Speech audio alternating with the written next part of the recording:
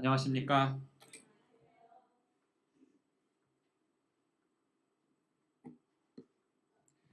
먼저 마태복음 13장에 있는 말씀을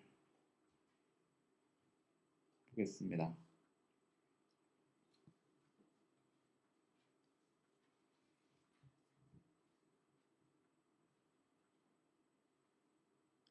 마태복음 13장 36절입니다. 이에 예수께서 무리를 떠나서 집에 들어가시니 제자들이 나와 이르되 밭에 가라지의 비유를 우리에게 설명하여 주소서.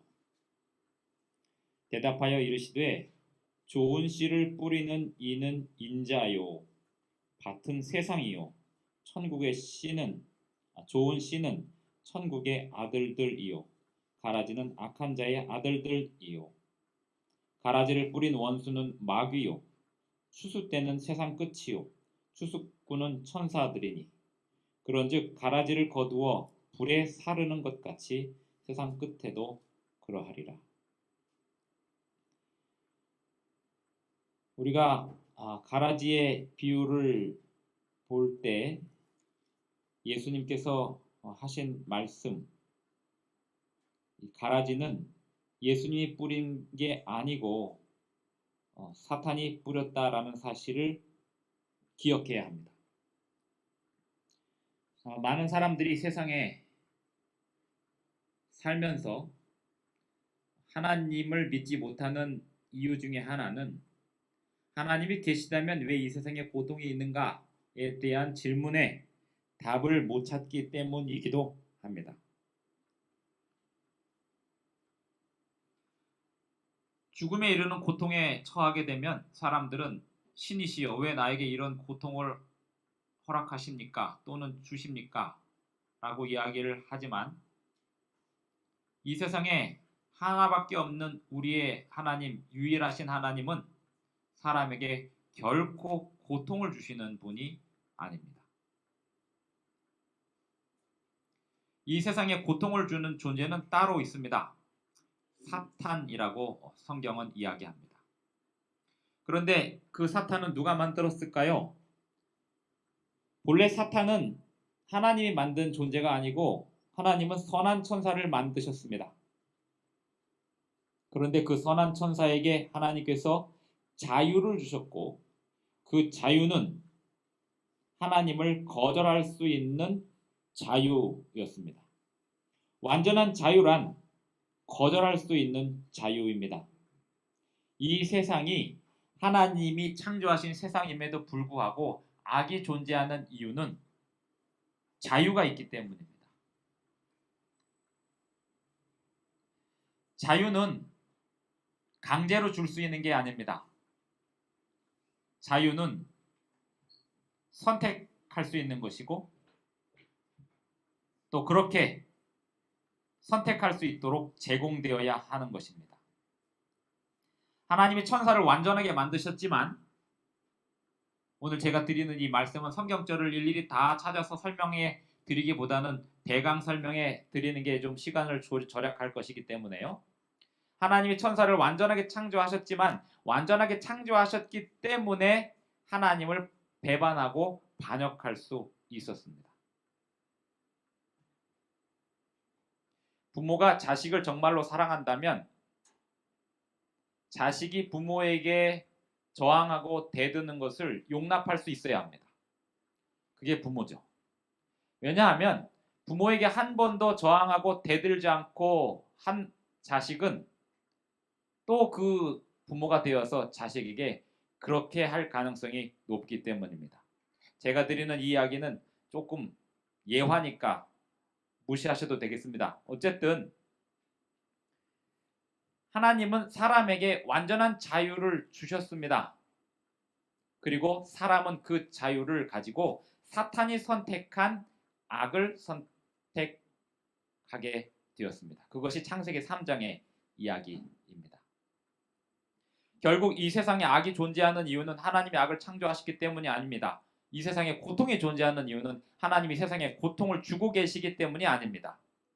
하나님이 만드신 완전한 천사, 그가 악한 일을 시작했고 그 악한 일을 사람에게 제안했을 때 그 사람이 받아들였고 그렇게 받아들인 세상에서 사람들이 끊임없이 악한 것을 선택하고 살아가는데 하나님께서 그것을 일일이 막으시지 않으시기 때문에 이 세상에 고통이 일어나고 있습니다.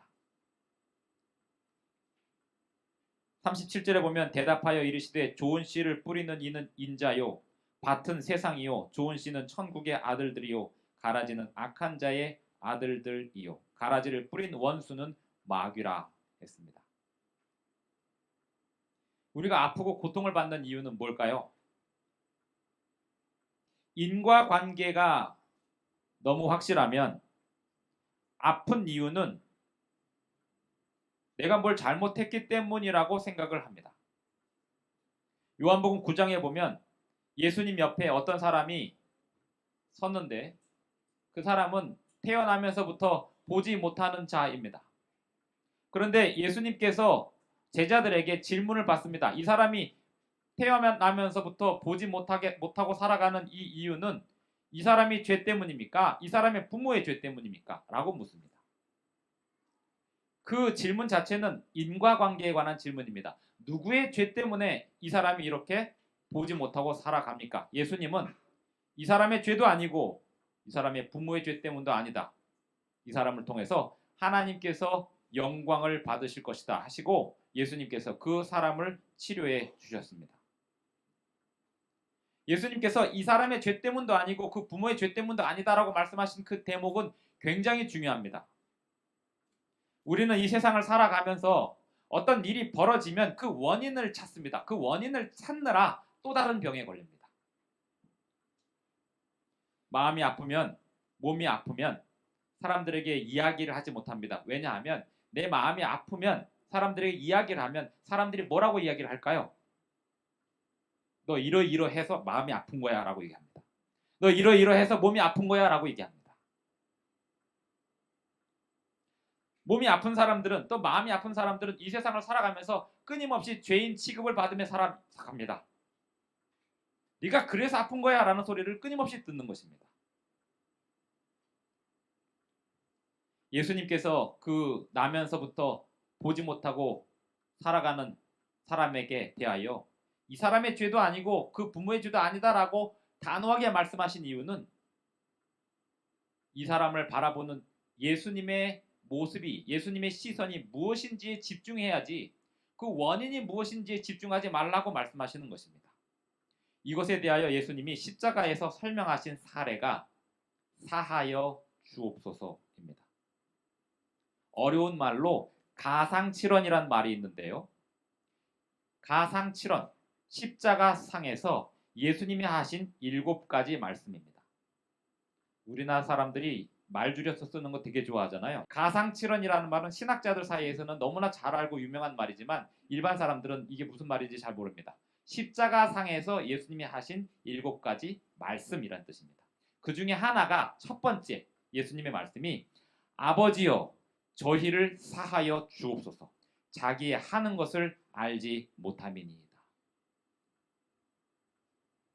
1970년대, 80년대, 90년대 의학계에서 또 교회에서 윤리계에서 세상을 바라보는 기준, 어떤 사람이 아프고 어떤 사람이 이런 일이 일어나고 어떤 경제적으로 이런 상황이 벌어지고 어떤 상황에 사회 상황이 이렇게 벌어지게 되면 제가 살았던 시대가 20세기 말이니까요.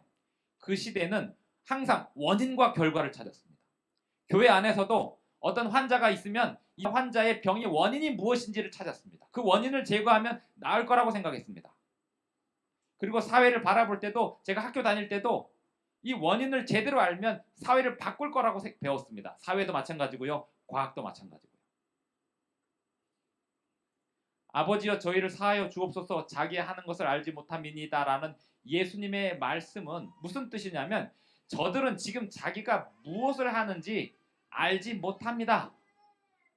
이야기를 좀 더 확대해서 해석하자면 지금 저들이 왜 저런 행동을 하게 됐는지 그 원인조차도 알지 못합니다. 이런 뜻입니다. 지금 어떤 이 사회 현상에서 의학계에서 또는 경제계에서 모든 사회에서 학문 세계에서 가장 유식한 결론이 뭘까요? 질병 하나만 생각해 보겠습니다. 암이요. 원인을 모른다가 학계의 정설입니다. 예전에는 위암은 소화기 계통의 문제라고 생각을 해서 또는 뭔가 음식을 잘못 먹어서 생기는 거라고 생각을 했습니다. 하지만 최근에는 스트레스 때문이라고 생각을 했습니다. 그런데요, 지금은요, 모른다. 어떤 경제적인 상황에 대해서 어떤 영화에 보니까 주식은 염라대왕도 모른대요. 염라대왕을 만나면 주식의 흐름을 알고 싶다고 그랬더니 주식은 염라대왕도 모른답니다. 이게 경제도 어떻게 하면 될 거다라고 하는 거 아무도 모른다는 거예요. 아버지여 저희를 사하여 주옵소서 자기 하는 것을 알지 못함이니다라고 예수님께서 십자가에서 돌아가시면서 하신 말씀이 저들이 지금 자기가 하는 행동을 원인도 모르고 왜 그러고 있는지도 모릅니다. 그런데 놀라운 건 그렇게 하고 있는 행동에 대해서 1000년 전에 시편 22편에 그대로 예언을 해놨습니다. 시편 22편을 한번 보겠습니다. 시편 22편입니다.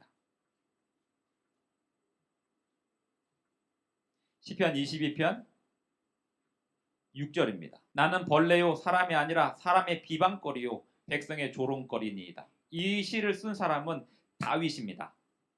다윗이 그 고난을 많이 당했기 때문에 그 고난 속에서 그걸 이겨내기 위해서 시상에 떠오를 때마다 하나님의 영감을 받아서 글로 남기고 백성들에게 가르치고 암송하게 하고 노래로 가르쳐서 사람들에게 신앙을 불어넣어 줬는데요.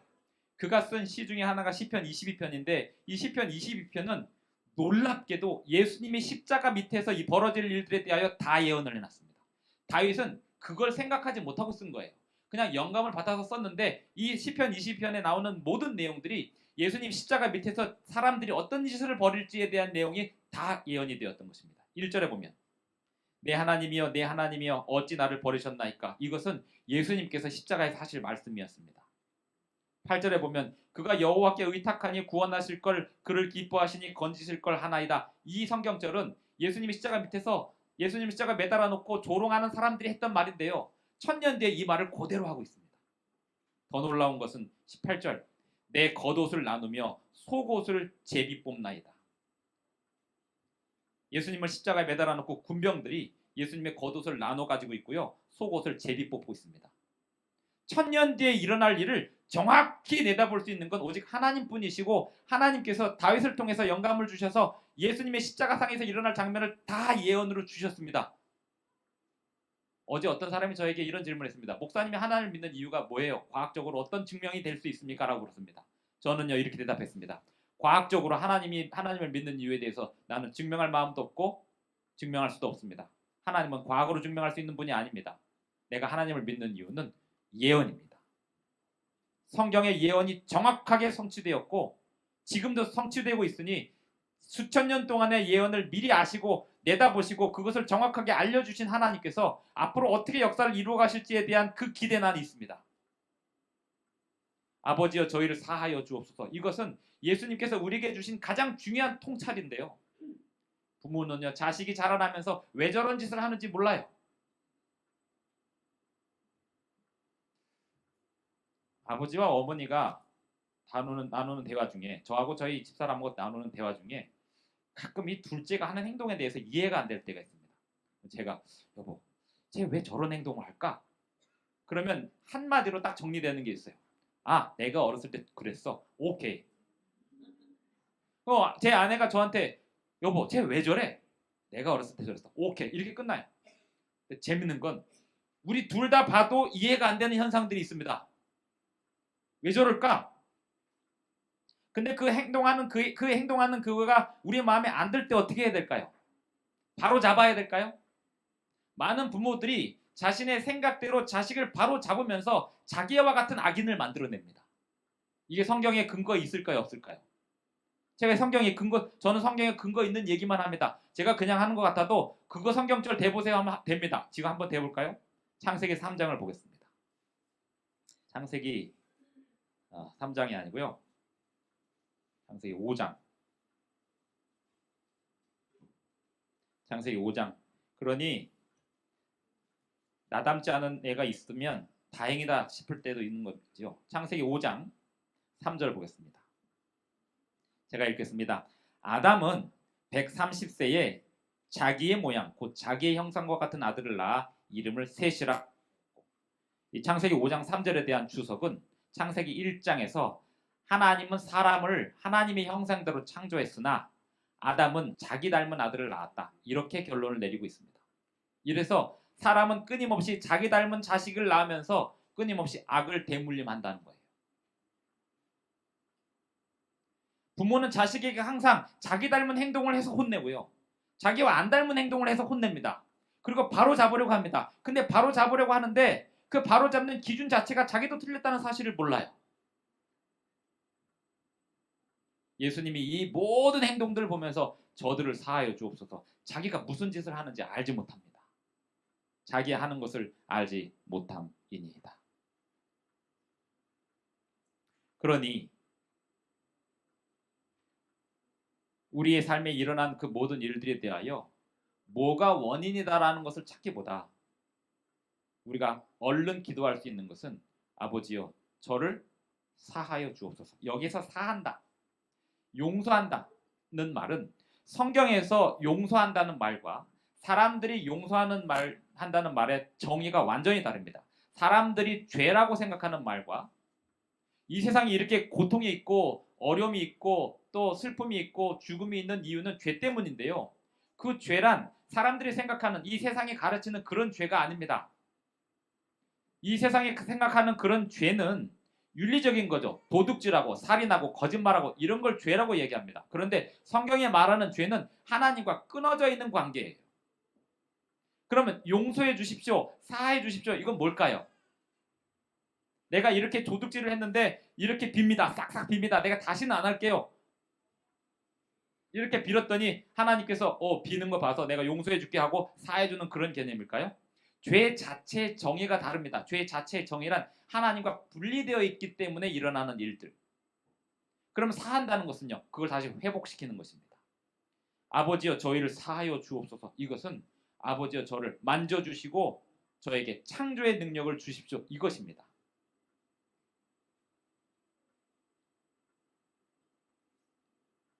이 세상에서 재판정이나 사람들과의 관계 속에서는 어떤 관계가 틀어졌을 때 그 관계를 회복하기 위해서는 어떤 도둑질을 했고 거짓말을 했고 그렇게 해서 관계가 틀어졌을 때는 그렇게 관계가 틀어진 사람이 와서 용서를 빌 때는 앞으로 내가 더 하는 거 봐서 용서해 줄게, 이게 맞는 얘기죠. 하지만 하나님과 우리와의 관계는 우리가 정말 하나님께 용서해 달라고 사하여 주옵소서 하면 하나님께서 우리를 만져주시고 치료해 주시는데 그렇게 만져주시고 치료해 주시면 그 다음에 그 행동이 안 나오게끔 돌봐주시는 게 하나님께서 우리를 사하여 주시는 그런 개념입니다. 그러니 어떤 상황에서도 몸이 아프거나 경제적으로 어렵거나 무엇을 하든지 하나님께 기도해야 될 첫 번째 기도의 제목은 아버지여 우리를 사하여 주옵소서. 그리고요, 저 사람을 사하여 주옵소서. 아버지여 저희를 저 인간들을 사하여 주옵소서. 나라를 위해서 기도하실 거면 또 우리 가족을 위해서 기도해 주실 거면 무조건 용서해 달라고 기도하셔야 됩니다. 용서해 주십시오. 이 나라의 죄를 용서해 주십시오. 우리의 죄를 용서해 주십시오. 무슨 죄를 졌으니까요? 그 죄를 또 인간적으로 생각하면 누가 뭐 했기 때문에 이런 걸 죄라고 생각한다니까요. 죄는 누가 뭐 했기 때문에가 아닙니다. 죄는 하나님과 끊어져 있는 상태에서, 하나님과 끊어져 있는 상태에서는 착한 일을 해도 죄입니다. 뭘 해도 죄입니다. 죄는요, 죽음을 말합니다. 아버지여 저를 용서해 주십시오라고 하면 하나님께서 용서해 주시는데 그 용서를 받으면 죽어도 다시 사는 거고요. 아버지여 저를 용서해 주십시오라고 기도하지 않으면 이 세상에서 착하게 살고 아무리 좋은 것을 하고 아무리 사람들에게 덕을 끼쳐도 노벨 평화상을 몇 개를 받으면서 살아도 사람들에게 온 존경을 다 받아도 아버지께 용서해달라고 기도하지 않으면 이 세상 살다가 죽으면 끝입니다. 그게 가장 중요한 차이점입니다. 예수님께서 강도에게, 십자가상의 한편 강도에게, 예수님이 돌아가실 때 예수님은 죄인으로 돌아가셨거든요. 예수님은 어떤 사람에게 죄인이었냐면 유대인에게 죄인이었습니다. 왜 유대인에게 죄인이었냐면 예수님은 유대 민족의 부흥을 이야기하지 않았어요. 예수님은 로마인에게 죄인이었습니다. 왜 예수님은 로마인에게 죄인이었냐면 예수님은 로마 제국의 부흥을 논하지 않았습니다. 예수님은 열심당원에게 죄인이었습니다. 왜 열심당원에게 죄인이었냐면 예수님은 열심당원들처럼 밖에 가서 돌 던지고 데모하고 그런 분이 아니었기 때문에 죄인이었습니다. 그래서 예수님은 죄인으로서 돌아가셨습니다. 열심당원들로부터 죄인이었고요. 로마인으로부터 죄인이었고요. 유대인으로부터 죄인이었고요. 가장 아끼던 베드로에게서 또 죄인이었습니다. 왜 무기력하게 저렇게 잡혀가나 이거죠. 무기력한 것도 죄였습니다. 예수님은. 그 능력을 다 가지고 있으면서도 왜 그 능력을 안 쓰나 이거예요. 자식이 부모에게 막 대들 때 이럴 때가 있습니다. 나한테 해줄 수 있잖아요. 근데 왜 안 해주십니까? 그렇게 해서 아버지를 죄인을 만드는 거죠. 근데 아버지는 왜 못 해주실까요? 하나님께서 해주실 수 있는데 왜 안 해주실까요? 해주고 싶지만 안 해주는 그 아픔이 하나님께 있다는 사실을 알아야죠. 내가 진실로 오늘 내게 이르노니 내가 나와 함께 낙원에 있으리라는 이 말은 예수님이 죄인으로 돌아가셨을 때 같이 죄인 진짜 강도 둘이 있었는데 한쪽 강도는 저를 사하여 주십시오라고 얘기했고 한쪽 강도는 같이 비난했습니다. 근데 이 한쪽 강도가 저를 사하여 주십시오라고 했을 때 예수님께서 내가 오늘 너에게 장담한다. 너 나와 함께 낙원에 있을 것이다 라고 말씀하신 겁니다. 이 강도에게서 어떤 윤리적인 행동이 나왔을까요? 어떤 개선의 여지가 있었을까요? 아무런 거 없었습니다. 그냥 그 자리에서 하나님 저를 사해 주십시오. 오늘날 많은 사람들이 질병에서 노연하지 않고 많은 사람들이 습관에서 벗어나지 못하고 많은 사람들이 분노와 증오에서 헤어나지 못하는 많은 이유들이 학문 때문입니다. 학문은요 원인과 결과를 계속 가르쳐요. 학문을 많이 하면 할수록 어떤 사람이 천문학과를 갔는데 천문학과를 간 이유가 별을 보러 갔는데 천문학과 가서 내내 후회하다 나왔다고 그러더라고요.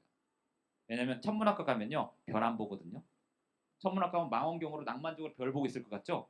어디 별에 있는 거 그거 3년 내내 앉아갖고 계산만 하다 나옵니다. 별 못 봐요. 어떤 사람은 신학과 가면 신앙이 좋을 줄 알았죠? 그 신학과 가갖고 4년 내내 후회하다 나갑니다. 막 논문 쓰고 서로 논쟁하고 그렇게 하다가 나가요. 제가 학문을 배격하는 사람은 아닙니다. 저 언젠가 학문 할 거거든요. 공부할 겁니다. 더. 그런데 학문의 위험성이 있습니다. 이 세상에 학문, 학위가 문제가 아니고 학교가 문제가 아니고 이 세상은 학문은 원인과 결과를 끊임없이 가르치는 거죠. 이렇게 넣으면 이런 결과가 나오고 이렇게 넣으면 이런 결과가 나오고 그걸 끊임없이 하다 보면 아프면 약 먹어야죠. 이게 학문이죠. 못 배웠으면 학교 가야 되고요. 돈 벌려면 주식해야 되고요. 그게 원인과 결과죠. 돈을 모아야 부자가 되죠. 그런데요, 어떤 사람은 돈을 한 푼도 모으지 않고도 평생 부자로 삽니다. 이거는요, 원인과 결과에 따라서 사는 삶이 아니고 하나님이 인도하시는 삶은 원인과 결과가 아닙니다. 아브라함이 갈대아 우르에서 떠날 때 기대한 건 있습니다. 하나님께서 약속한 걸 주시겠다고. 그러나 하나님이 아브라함이 죽을 때까지 그걸 주시지 않았지만 아브라함은 하나님이 주실 걸 바라보고 살았습니다. 400년 뒤에 하나님께서 아브라함에게 하신 그 약속을 이루어 주셨습니다. 내가 진실로 오늘 내게 이르노니 내가 나와 함께 낙원에 있으리라. 이것이 예수님께서 자기와 같은 처지에 있는 그 강도에게 예수님은 강도로 돌아가셨어요. 죄인으로 돌아가셨습니다. 여자여 보소서 아들이니이다. 예수님 돌아가실 때 사실 사람이 죽을 때 가장 아픔은 가족 관계가 끊어진다는 거죠.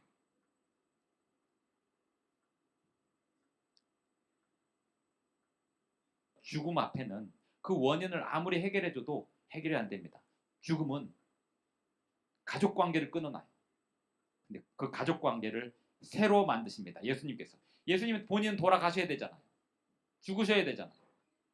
그래서 돌아가시는데 돌아가시면서 자기와 관계가 끊어지는 그 어머니 마리아를 생각합니다. 이 세상에 많은 아픈 사람들이요. 못 돌아가시는 이유가 있습니다. 내가 죽으면 가족 관계가 끊어지잖아요. 아버지들이요. 아무리 힘들어도 끝까지 살아남으십시오. 또 어머니들이요. 끝까지 살아남으십시오. 삼촌들이요. 그리고 조카들이요. 끝까지 사십시오. 그래야 가족 관계가 유지됩니다. 내 살아남는 가족들 그들을 위해서라도 끝까지 사셔야 됩니다. 예수님께서는 사명을 위해서 돌아가셔야 됐습니다. 그러면서 가족 관계가 끊어지는 어머니 마리아를 위하여 예수님의 제자 12명 중에서 한 명, 가장 젊은 애, 사도 요한. 사도 요한은 20세였고요. 베드로는 한 40세쯤 되었고요. 예수님은 30세쯤 됐습니다. 예수님의 제자들이 위로 10살, 밑으로 10살 이렇게 분포해 있었습니다. 그러니까 사도 요한과 베드로의 나이가 한 20살 차이가 났는데, 베드로는 결혼해서 가족도 있었고 사도 요한은 총각이었어요. 아주 젊은 애였습니다. 그러니까 베드로하고 요한이 같이 다니면 요한은 항상 달리기가 빠르고 베드로는 천천히 가요. 도착해갖고 이 무덤에 들어가는데 요한은 못 들어가고 베드로는 경험이 있으니까 들어가서 자세히 보는 거죠. 근데 이 사도 요한, 가장 젊은 애를 딱 찍었습니다. 너 내 대신 우리 어머니 모셔라. 이게 예수님 십자가에서 보라 내 어머니라. 또 그 제자에게 이르시되 보라 내 어머니라. 다른 제자들은 다 순교했는데 사도 요한만 순교하지 않았고요. 사도 요한은 로마 황제가 끓는 기름가마에 넣었는데 살아남았어요. 그리고 밤모섬에 보내서, 그때는 이미 마리아가 죽었겠죠. 근데 어쨌든 사도 요한은 끝까지 살려서 어머니 마리아가 돌아가실 때까지 그 요한을 지켰습니다. 예수님은요, 우리가 죽음으로 사별하여 가족들을 잃는 사람들을 된다면 또 다른 가족들을 만들어 주시고 있습니다. 나의 하나님 어찌하여 나를 버리셨나이까? 모든 사람이 이런 생각을 다 합니다. 하나님이 나를 버리신 거 아닐까?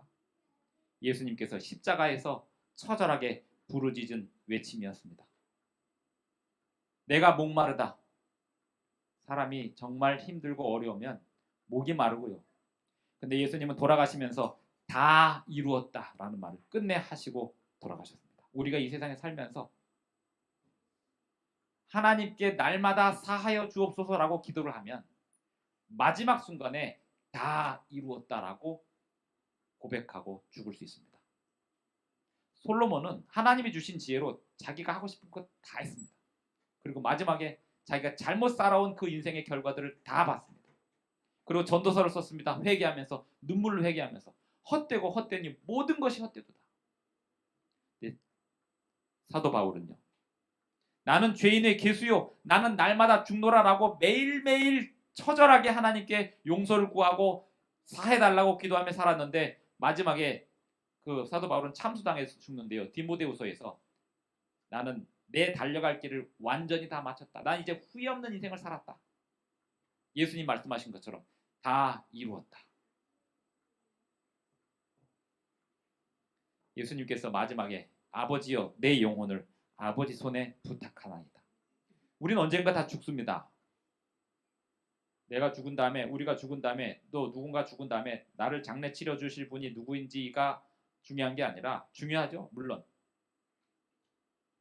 어떤 목사님들은 이런 부탁을 받는 경우가 있습니다. 목회하면서 목사님 내 장례는 목사님이 치러주세요. 이게 명예죠. 그럼 그 목사님이 그걸 기억하고 있다가 그분이 돌아가시면 전화합니다.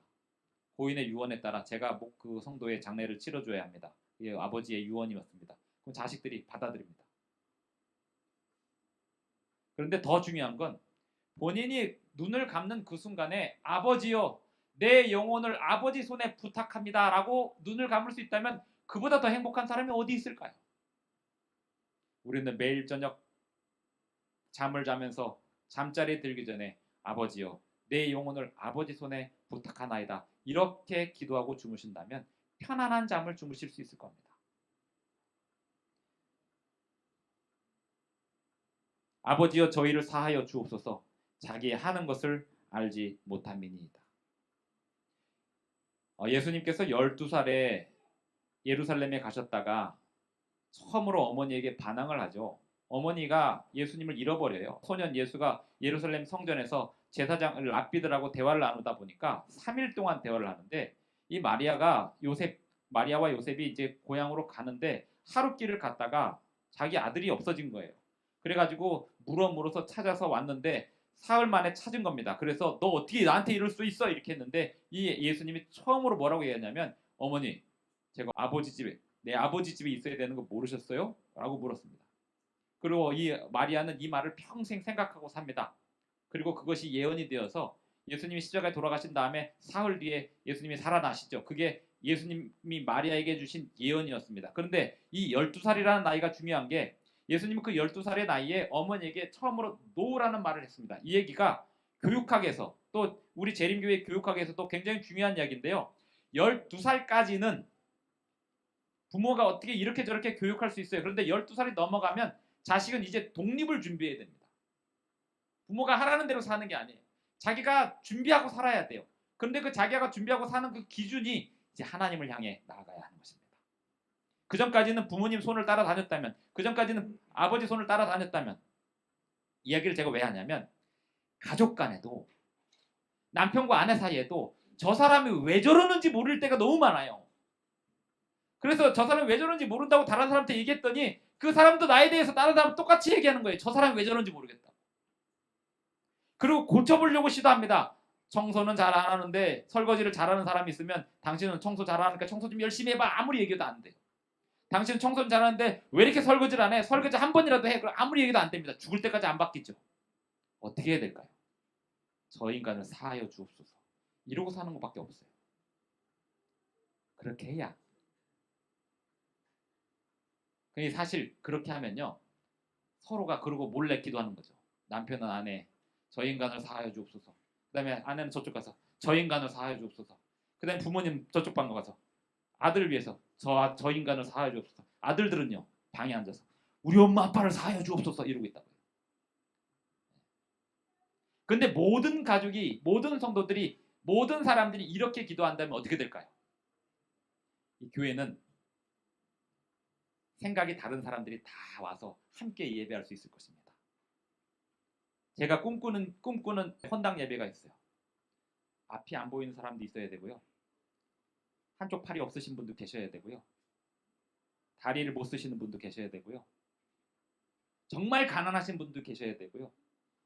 정말 유명한 갑부들도 앉아서 한 자리에 앉아서 아무런 거리낌 없이 전라도 사람, 경상도 사람, 미국 사람, 일본 사람, 중국 사람, 북한 사람 한 자리에서 오직 하나님께만 영광 드리는, 그러면서 서로가 서로에 대하여 저 사람을 사하여 주옵소서 이렇게 기도하면서 예배드리는 날이 오게 되기를 저는 간절히 바랍니다.